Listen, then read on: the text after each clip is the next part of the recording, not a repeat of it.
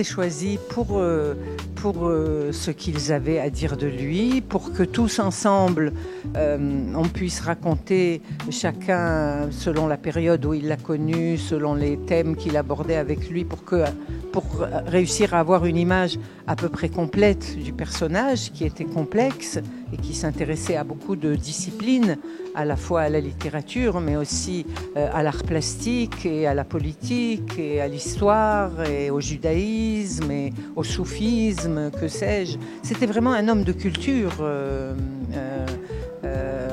Edmond Amran El-Maleh faisait partie de ces gens qui étaient culture, vraiment, qui apprenaient tous les jours.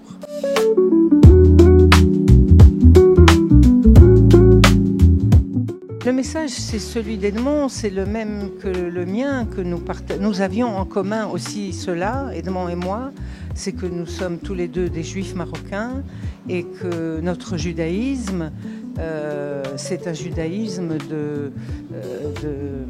de justice et de sagesse, et ce n'est surtout pas ceux qui prétendent au nom du judaïsme aujourd'hui coloniser, tuer, matraquer, pulvériser des gens. Et nous ne nous reconnaissons absolument pas dans cela, et cela ne nous représente pas.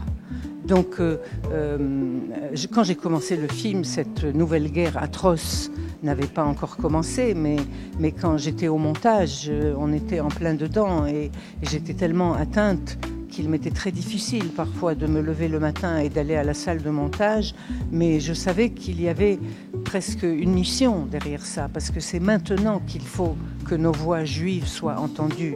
Il faut maintenant, c'est crucial, que des juifs comme nous disent que la politique israélienne ne nous représente pas.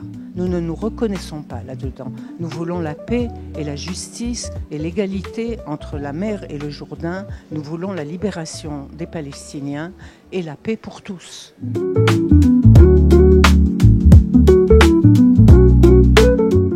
Yaret, mais vous savez, je ne suis pas naïve. Les films ne changent pas le monde. Si les films changeaient le monde, je pourrais me donner ce crédit, mais non.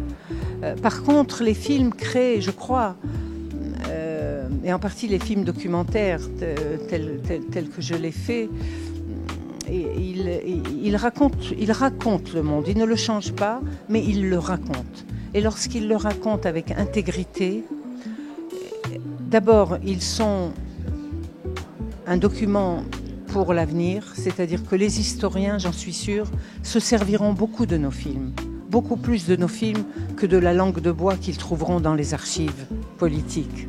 Chacun peut, à sa place, faire quelque chose. On peut faire, et ça c'est quelque chose que j'ai appris d'Edmond aussi. Edmond a été un militant politique dans sa jeunesse. Il a pris des risques.